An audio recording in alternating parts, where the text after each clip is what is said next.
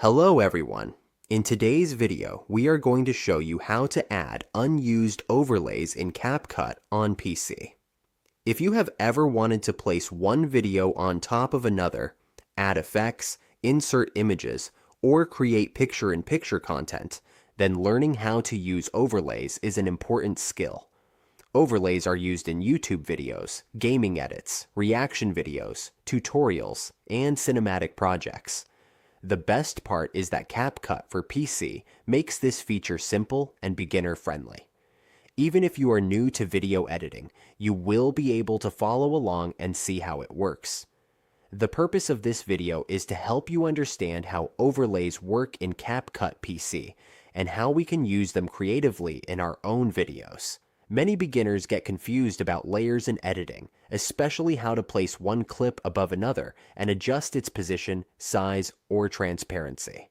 This guide is here to make that process clear and easy. Understanding overlays will give us more control over our editing and help us create more dynamic and engaging content. When we know how to manage layers, adjust timing, and customize placement, our videos will look more polished and creative. Now, let's get started. We will show you how to overlay in Capcut in the simplest way. First, open your Capcut.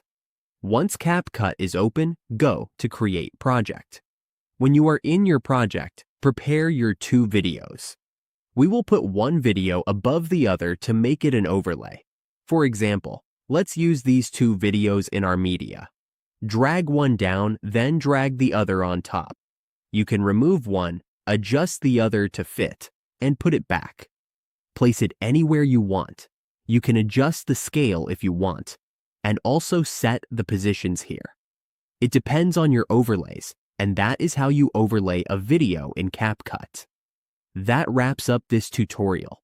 Now we have a better understanding of how to use overlays in Capcut PC and how powerful this feature can be for improving our video projects.